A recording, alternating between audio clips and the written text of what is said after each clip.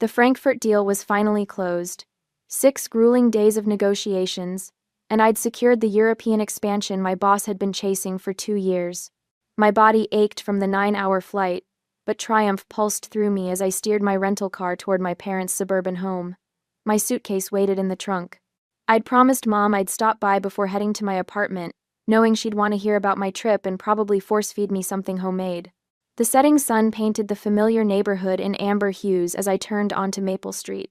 I pulled into the driveway, noticing Dad had finally trimmed the overgrown bushes flanking the garage. Little victories. My black pumps pinched as I stepped out, smoothing my charcoal pencil skirt. The flight had wrinkled my silk blouse, but I still looked every inch the senior financial analyst who'd just landed a career-making deal. I smiled, fishing the garage remote from my purse. I'd stored my Challenger here while traveling, safer than street parking at my apartment complex. The familiar click as I pressed the button, the mechanical whir as the door lifted. Then nothing but empty space where my car should be. No, no, no. The words tumbled out as my stomach plummeted.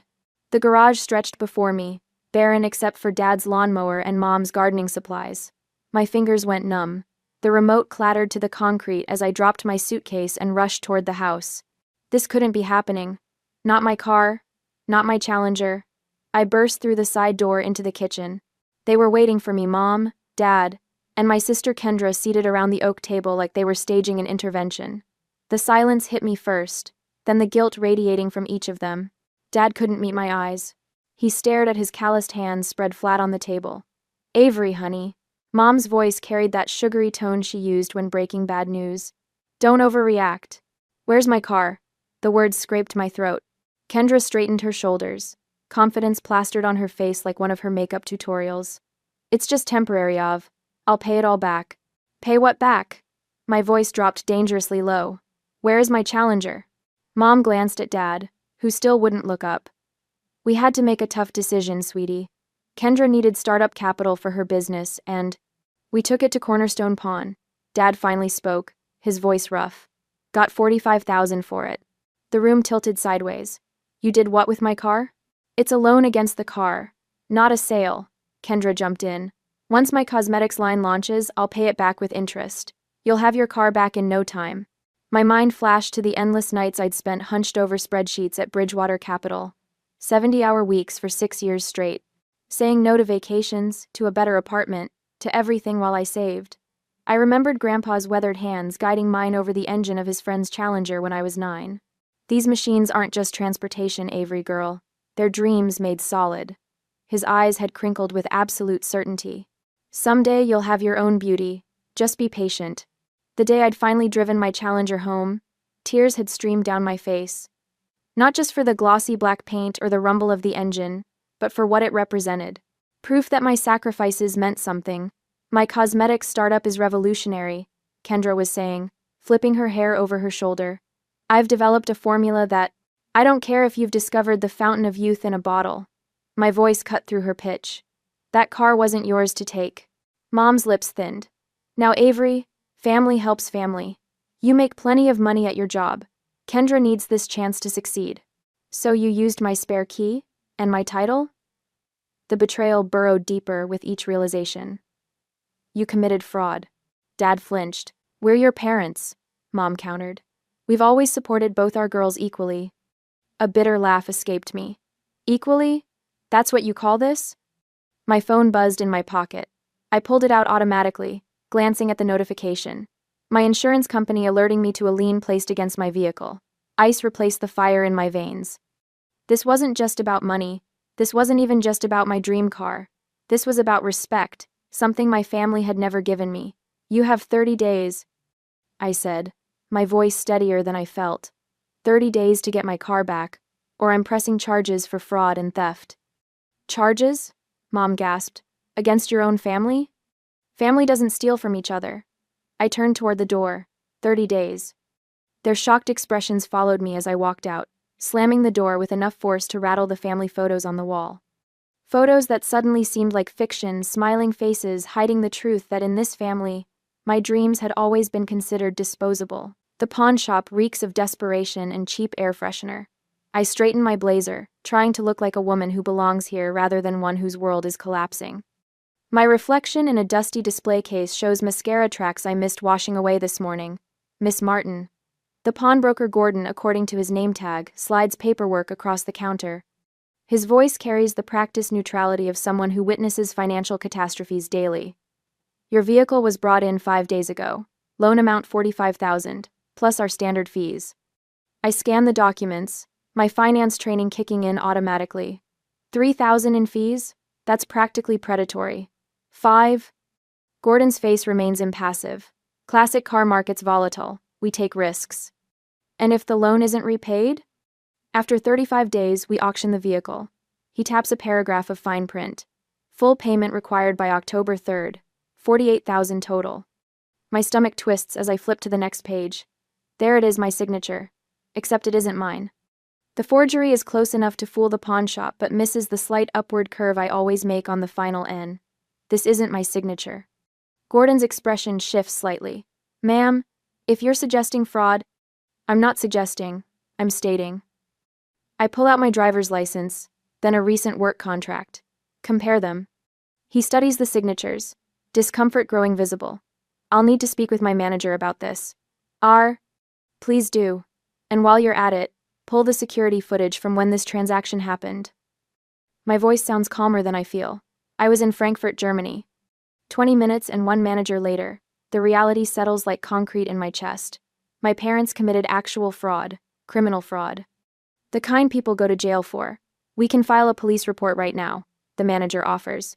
The word police makes my throat close. I need time to think. Back in my apartment, I sink onto the couch, still wearing my coat. On the coffee table sits a family photo album I haven't opened in years. I pull it onto my lap, fingers trembling slightly as I flip through plastic-covered memories. There's Kendra's sweet 16, a garden party with 40 guests, a professional photographer, and a cake taller than she was. I turn the page to find nothing from my 16th birthday, because I'd been working a part-time job at the mall, saving for college application fees. I flip forward. Kendra's high school graduation, where Dad rented a limousine. My college graduation ceremony, empty chairs where my parents should have been. Their flight mysteriously canceled despite clear weather. They'd made it to Kendra's dance recital the very next day. Christmas 2018 stares back at me, Kendra standing beside a red Volkswagen with an enormous bow, while I clutch a department store sweater to my chest, smiling that tight smile that doesn't reach my eyes. The pattern stretches across years, across milestones, across dreams, not just subtle favoritism, but consistent sacrifices, my sacrifices to elevate Kendra. My phone rings, startling me. Uncle Harvey's name lights up the screen. I just heard, he says, skipping hello. Your mother called, trying to spin it their way. And what way is that? I ask, suddenly exhausted. That you're overreacting. That family helps family. His disgusted snort carries through the phone. This isn't right, and you know it. I do know it. Tears threaten again. I just didn't think they'd go this far. What are you going to do? I don't know yet. After we hang up, Aunt Patricia calls Dad's sister, always the peacemaker. They were just trying to help Kendra succeed. She pleads. Gerald feels terrible. Can't you find some compassion? The doorbell saves me from answering. It's Jessica from work, holding a bag from our favorite Thai place. I brought dinner, she says, taking in my red-rimmed eyes. You look like hell. I laugh for the first time in days. Thanks for the honesty. Over spicy noodles, I tell her everything. Her outrage feels like a balm, someone finally seeing the situation clearly. You know this is criminal, right? She asks, refilling my wine glass. They stole your car. I know. If anyone else did this. But it wasn't anyone else. I set down my fork. It was my family.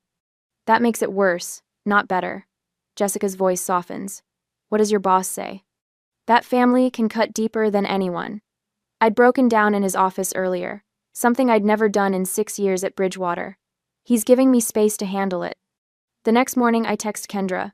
Coffee. Noon. The place near your apartment. Just us. She's already there when I arrive, wearing sunglasses despite the cloudy day. Her bouncy confidence from the kitchen confrontation has evaporated. Let me see the business plan, I say, sitting down. What? The business plan. Financial projections, marketing strategy. You know, The documents any legitimate startup would have before seeking investment. She fidgets with her coffee cup. It's more fluid than that. Creative businesses. Stop. I hold up my hand. Show me what you have. Actual documents. What she pulls from her bag is pathetic. A mood board of makeup looks, a list of potential product names, and crude sketches of packaging. No supplier contracts, no formulation specifics, no financial modeling. This is it? My voice drops dangerously low. This is what you stole my car for? Plays now. I just needed a chance to prove myself like you did. Her lower lip trembles. Everyone always talks about how successful you are, how responsible, how I should be more like you. I earned my chance, I say, each word deliberate. I didn't steal someone else's dream. Her shoulders slump. I thought once the business took off, I could pay you back with interest, make everyone proud. And now? The first shipment arrived yesterday. She removes her sunglasses, revealing puffy eyes. Half the containers were cracked. Customers are already complaining online. The formula separates after a few hours. Her voice cracks. Everything's falling apart. My phone buzzes with a text. From Kendra. I look up at her, confused, then back at my phone. I need more money to fix this. Just a little more. Please, Avery, I'm desperate. She's watching me read it, her expression pleading. I set my phone face down on the table. Not a penny more, I say. You fix this, or we all lose. Her face crumples. I don't know how. For one dangerous moment, I feel the old pull, the family expectation that I'll clean up the mess, fix the problem, be the responsible one. Then I remember my empty garage and the forged signature. You better figure it out fast, I say, standing up. The clock is ticking. 10 days after the garage revelation, Kendra's business lies in ruins. I track her spectacular failure while trying to focus on my own career, watching each disastrous update ping my phone like clockwork. Day 3. Suppliers refusing further shipments after bounced payments. Day 5. Refund demands flooding her social media. Day 7. Business account frozen by the bank. Day 10. Kendra barricaded in her apartment, ignoring everyone's calls. I stare at my computer screen in my office at Bridgewater Capital, the Frankfurt acquisition documents blurring before my eyes. The deal I'd spent 6 months orchestrating now hangs by a thread because I can't focus. My mind keeps circling back to the empty space in the garage where my challenger should be. My desk phone rings. It's my boss, Director Palmer.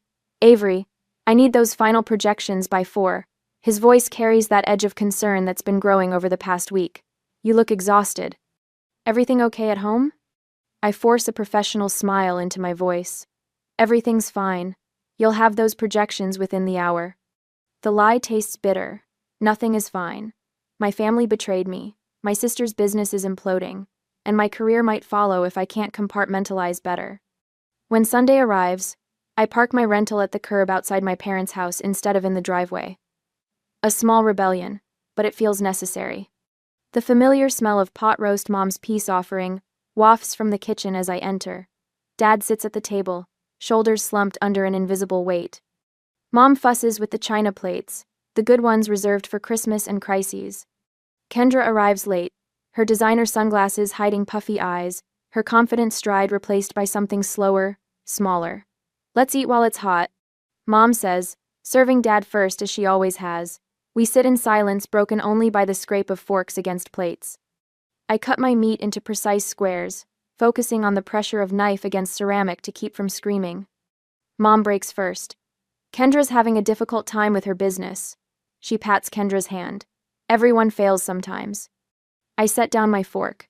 This isn't about failure. It's about theft. We thought we were helping, Dad says quietly, the first words he's spoken since I arrived. His weathered hands tremble slightly as he reaches for his water glass. We wanted Kendra to have her chance. At my expense, the words come out sharper than intended, slicing through the pretense. You didn't just take a car, you took everything it represented. Kendra flinches. Honey, it's just a vehicle, Mom begins. It was 6 years of overtime and missed vacations. It was Grandpa's legacy. It was the one thing I had that proved all my sacrifices meant something. My voice remains steady while something wild and wounded thrashes inside my chest. And you took it without a second thought. The doorbell rings. Relief floods Mom's face at the interruption until Dad returns with Uncle Harvey behind him. My father's older brother fills the doorway with his broad shoulders and trademark scowl. "What the hell were you thinking, Gerald?" Harvey demands without preamble. His eyes find mine across the room. "Avery called me." Mom's spine stiffens. "This is a family matter, Harvey." "Exactly why I'm here." He pulls out the chair beside me. "Someone needs to speak for the member of this family you're throwing under the bus." Dad's face reddens. "Now wait just a minute." "No, you wait." I reach for my briefcase beside the chair. The leather feels cool against my fingertips as I extract the folder I prepared yesterday. "We need to talk about what happens next." I place 3 printouts on the table: vehicle title, fraud statutes, pawnshop regulations, and sentencing guidelines.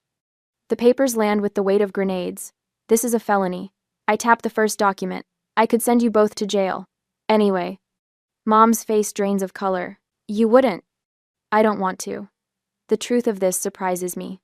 Despite everything, I don't want to destroy them. "But you need to understand what you've done." Dad stares at the papers, really seeing them. "Prison time? 2 to 5 years for title fraud." I keep my voice clinical detached, plus restitution. Mom collapses into tears, not the manipulative kind she uses to end arguments, but ragged, ugly sobs that shake her shoulders. Dad reaches for her hand, his own eyes glistening. "What have we done to you? To us?" For the first time since this nightmare began, I see genuine remorse in his face. Not just regret for getting caught, but true understanding of the damage inflicted. Kendra pulls off her sunglasses, revealing red-rimmed eyes. "This is my fault." Her voice cracks. "I pushed them to do it. I knew you'd never agree. So I convinced them it was temporary, that you'd understand once my business took off." She looks down at her manicured hands. "I never thought it would fall apart so fast." Uncle Harvey leans forward. "So, what's the plan? Because that pawn shop won't wait forever." 25 days, I confirm. Then they auction the car. Mom dabs at her eyes. "What can we do?" I pull out a calculator. "We need to figure out what resources we have." For the next hour, we assess our options. Dad thinks they can get a home equity line of credit for $30,000, but it will take 2 weeks to process. Kendra agrees to sell her BMW and empty her savings account, which might yield another $12,000. I reluctantly commit $6,000 from my emergency fund. Uncle Harvey watches this accounting with narrowed eyes. "I can loan you $5,000, he finally says, "but only because Avery shouldn't have to pay for this mess." The math is brutal. Even pooling everything, we're looking at 15 days before we can gather the full amount. And the pawn shop requires an immediate deposit of $15,000 to halt the auction process. "I'll call tomorrow morning," Dad says, his voice steadier now. "See if they'll work with us on the timeline." When I leave, the weight on my chest hasn't lifted, but something has shifted. The betrayal remains, but now there's a path forward, difficult, uncertain, but visible. Back in my apartment, I sit on the edge of my bed, a framed photo in my hands. My grandfather stands beside a gleaming black Challenger, his arm around 12-year-old me. The summer light catches on the chrome bumper and in his smiling eyes. "Cars are just metal and chrome, Avery girl," he told me once. "It's what they represent that matters." In the stillness of my apartment, I finally understand what he meant. This fight isn't just about getting my car back. It's about demanding the respect I've earned. It's about teaching my family that my dreams matter as much as Kendra's. I pick up my phone and dial my parents' number. Dad answers on the first ring. "I'll help," I tell him, my voice steady. "But things will never be the same." The silence stretches between us, filled with everything we can't undo. "I know," he finally says. "We'll make this right, Avery. I promise." I end the call without saying goodbye. Some promises come too late to be comforting, but I'll take action over words any day. Tomorrow, we start the fight to reclaim what's mine, not just a car, but my place in this family. Kendra stares at her reflection in the boutique's mirrored wall, fingering the delicate silk of her favorite Hermes scarf. Her collection, once her pride, now laid across the counter for appraisal. The shop owner studies each piece through narrow glasses, her lips pursed in calculation. "I can offer $8,000 for the lot," she says, not looking up. Kendra swallows hard. These pieces cost her over $15,000. But the pawnshop's deadline looms larger than her pride. "Done," she whispers, watching as the woman writes the check. Across town, Dad shuffles into the warehouse manager's office, arthritis flaring in his knees. Night shift? The manager raises his eyebrows. Gerald, you haven't worked nights in 20 years. Dad sinks into the chair across from him. Just temporarily. Need the differential pay. The manager studies the shadows under Dad's eyes. This about that car situation your brother mentioned? Dad nods once, jaw tight. Family business. Starting Monday then. He slides the paperwork across. Hope it's worth it. At home, Mom wraps Grandma's silver candlesticks in tissue paper, hands trembling. These pieces survived the Depression, witnessed 50 years of family celebrations. She places them carefully in a box with the pearl necklace Dad gave her on their 25th anniversary. The pawnbroker at Fletcher's barely glances at the items before offering $3,000, barely enough to cover next week's interest payment. My own sacrifices come in lost sleep and skipped meals. The Frankfurt expansion demands constant attention, but I'm taking extra accounts, pushing for the performance bonus that suddenly means the difference between redemption and ruin. The deposit receipt from Cornerstone Pawn sits on my desk, proof that our initial $15,000 postponed the auction. A small victory, hollowed by the bank's latest letter. HELOC approval delayed pending property assessment. They're making actual progress, Jessica says over takeout in my cubicle. Your sister called me. I look up from spreadsheets, surprised. She called you? Wanted to know if the financial group was hiring for entry-level positions. Jessica twirls noodles around her fork. I was shocked. Later that week, I spot Kendra across the food court, barely recognizable in simple black slacks and a white button-down. No designer labels, no statement jewelry. She shifts her weight nervously outside Nordstrom's employee entrance. Her first day. When my phone rings that night, her voice sounds smaller than I've ever heard it. I had no idea of, her words catch. 8 hours on my feet, smiling at people who treat me like furniture. And you've been working 70-hour weeks for years. I lean against my kitchen counter, unsure what to say. All those times I called you boring for canceling plans, she continues. You weren't being boring. You were being responsible. 3 days later, we meet at the coffee shop halfway between our apartments. Kendra orders plain coffee instead of her usual complicated concoction. Her makeup is subtle, her nails short and unpolished. I was entitled and selfish, she says without preamble. I'm so sorry, Avery. Not just for the car, for everything. I wrap my hands around my mug, feeling the warmth seep into my palms. Pretty words, Ken. I know. She nods, eyes steady. Actions speak louder. I'm trying to show you now. At my parents' house, Dad spreads bank statements across the kitchen table, the harsh overhead light emphasizing every line on his face. He squints at figures that refuse to balance, adding columns for the 5th time. Gerald. Mom calls from the study. Did you know about these? She holds a stack of loan applications, all in Kendra's flowing script. Credit cards, personal loans. 3 different buy now pay later accounts. Nearly $80,000, Mom whispers. We had no idea. The next morning, they sit across from Mr. Winters at the credit union, the financial advisor they've trusted for 20 years. This HELOC will delay your retirement by at least 5 years, he explains gently. And that's assuming no other financial surprises. Mom stares at her hands, wedding ring loose on her thinner finger. When I stop by to drop off my portion of this week's payment, Dad meets me on the porch steps. For once, Mom isn't hovering nearby with excuses. We failed you, he says, voice rough with emotion, long before we took your car. I sit beside him, the weathered wood creaking beneath us. All those years, we praised Kendra's dreams while dismissing yours. His calloused hands twist together. You never asked for much, so we never thought you needed much. The Sunday evening sky turns golden as we sit in silence. Then the HELOC finally comes through, but with a 3-day processing period. Relief turns to panic when Cornerstone Pawn calls. Another buyer is interested in the challenger, offering cash. We just need 2 more days. Dad pleads over the phone. Business is business, the pawnbroker replies. First money here gets the car. The next 36 hours blur into frantic calculations and desperate phone calls. Kendra empties her savings account. Mom sells her anniversary diamond earrings. I max out my emergency credit line. Still $3,000 short. It's not enough, Mom says, voice hollow as we gather around the kitchen table. The deadline is tomorrow at noon. The doorbell rings, and Uncle Harvey stands on the porch, checkbook in hand. Family helps family, he says, echoing Mom's words from weeks ago, but with entirely different meaning. The next morning, we all crowd into the bank, watching the digital clock tick toward noon as the manager processes the wire transfer. Dad's hand trembles as he signs the authorization. At 11:42, the confirmation appears on the screen. Payment received. For the first time in weeks, we breathe. The early morning sun catches on the chrome trim of my Challenger as I stand in front of Cornerstone Pawn, gripping the receipt in my sweaty palm.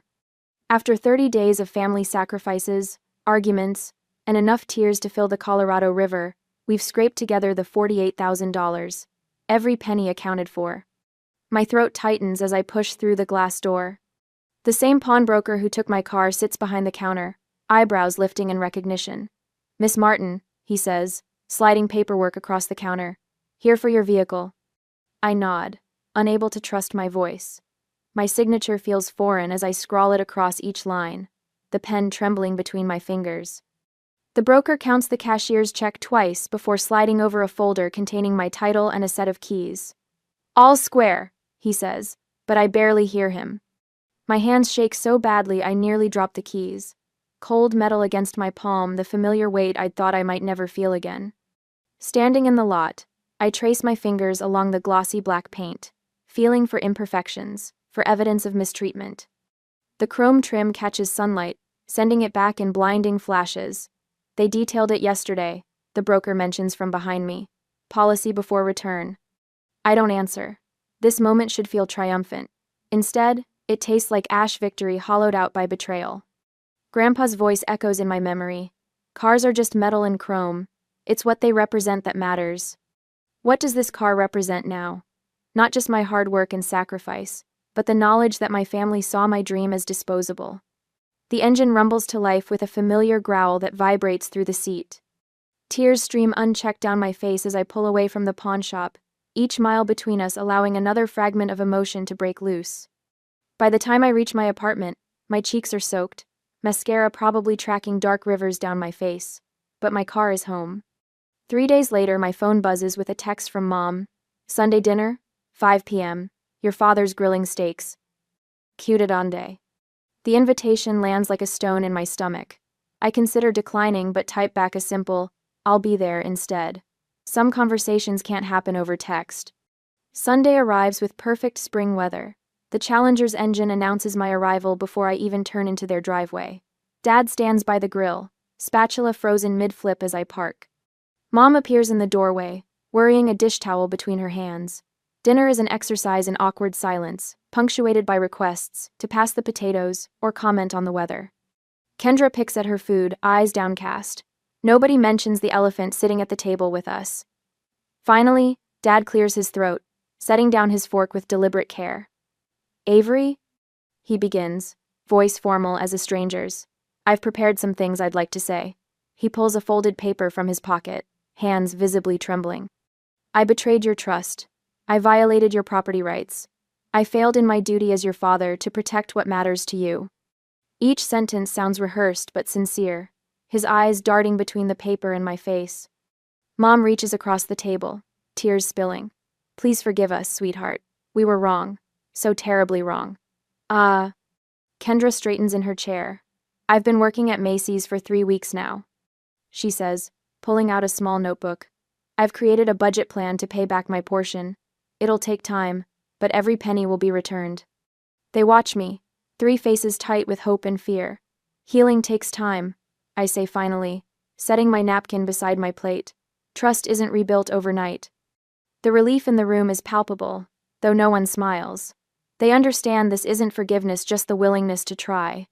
2 days later, I sit across from Rachel Holman, the lawyer whose card has been burning a hole in my wallet for a month. "You have a solid case for criminal charges," she says, glasses perched on her nose as she reviews the documentation. "Title fraud, identity theft. Your parents could face serious consequences." I stare at the family photo on her desk, 3 generations smiling in matching sweaters. What are my other options? Rachel leans back. "A formal repayment agreement, legally binding, but without criminal charges." The next Sunday, We gather around the dining room table again. Uncle Harvey sits beside me, his weathered hands steady as he watches my parents and Kendra sign the contracts. Monthly payments for 2 years. I explain, voice steadier than I feel. With interest. Dad's hand shakes as he signs, but his eyes meet mine without flinching. We'll honor this, Avery. Every term. The power shift is unmistakable. For the first time in my life, my boundaries aren't just words to be dismissed. They're in black and white, legally binding. I never wanted this kind of authority over you. I admit later, as Harvey walks me to my car, sometimes respect has to be enforced before it can be freely given, he replies, squeezing my shoulder. The extended family reunion the following month becomes the stage for public reckoning. Aunt Patricia corners me by the potato salad, wine glass tilting dangerously. Everyone makes mistakes, dear. You've made your point. Time to let it go. Uncle Harvey materializes beside us, steady as an oak. They need to own what they did, Patricia. No minimizing. The backyard falls silent as Kendra steps forward, shoulders squared despite her trembling voice. I manipulated my parents, she announces to the gathered family. I played on their favoritism, but they chose to betray Avery. We're all accountable. Aunt Patricia's mouth opens and closes like a fish. Cousin Mike gives me a solemn nod of respect. Something shifts in the family dynamic, truth cutting through decades of enabling patterns. Later that week, I changed the garage door code at my parents' house. The symbolism isn't lost on any of us as I install a security system on the Challenger, the small black box blinking beneath the dashboard. Will you leave a spare key with us? Mom asks as I prepare to leave. Just in case of emergency? I meet her eyes, holding her gaze until understanding dawns. No, I say simply. I won't. She nods, lips pressed together but accepting. The message requires no further explanation. Some boundaries need no words, just the clear, unmistakable sound of a line being drawn. The mountain curves ahead unfold like a beckoning hand. I downshift, feeling the Challenger respond with a rumble that vibrates through the steering wheel and into my bones. The Colorado Rockies rise around me, painted in morning gold. 1 year since I nearly lost her, and driving still feels like coming home. You were right, Grandpa, I whisper, patting the dashboard. The black paint gleams in the sunlight, every reflection a reminder of what I fought for. The windows down, mountain air rushing through my hair, I can finally enjoy this dream without the shadow of betrayal. My shoulders no longer hitch toward my ears in constant tension. The knot that lived between my shoulder blades for months has finally dissolved. Last week's dinner at my parents' house plays in my mind. Dad led me to the garage before I left, unveiling the small addition he'd built himself, a secure, locked space with its own separate alarm system. Your car's always safe here now, he'd said, voice gruff with emotion he still struggles to express. Only you have the code. Mom has learned to ask now. Simple things like, would you mind if I borrow your jacket? The questions themselves are small victories, acknowledgments that my belongings aren't community property. Kendra sends me $300 each month. Not much against what she owes, but the consistency matters more than the amount. Her apartment is tiny, her wardrobe simple. Last month she showed me her new budget spreadsheet, pride replacing the desperate need for approval that once drove her. I'm learning what you knew all along, she'd admitted. Earning something feels different than being handed it. A sharp curve approaches and I ease off the gas, then accelerate through the turn. The engine sings beneath me. Uncle Harvey rode with me last weekend, his weathered hand patting the dashboard appreciatively. Your grandfather would be proud, he'd said, not just of the car, but of the woman you've become. I signal and pull into the mountain overlook. Below, the valley stretches into forever, trees spilling toward distant peaks. I kill the engine and sit in the quiet, remembering the day I placed fresh flowers at Grandpa's grave, propping a framed photo of me with the Challenger against his headstone. I understand now, I'd told him. Some dreams cost more than money. The finance class I volunteer with meets tomorrow. 20 young women learning what no one taught me: how to protect what matters, how to establish boundaries, how to recognize when giving becomes harmful. Last month, a teenager named Melissa lingered after class, admiring the Challenger. My dad used to work on old cars, she'd said. Before the divorce, my mom sold his tools to pay for my sister's dance lessons. I'd let her sit behind the wheel, watching her eyes light up with possibility. Dreams need protecting, I told her, echoing Grandpa's wisdom but with new understanding. And so do you. The sun warms my face as I start the engine again. The road curves ahead, possibilities unmarked by guilt or obligation. Boundaries have cost me the fantasy of perfect family harmony, but they've given me something better: authentic relationships built on respect rather than expectation. I accelerate back onto the mountain road, windows down, the future unfolding before me like the perfect stretch of open highway. For the first time since I was 9 years old, watching Grandpa's hands on a stranger's car, I'm truly enjoying my dream.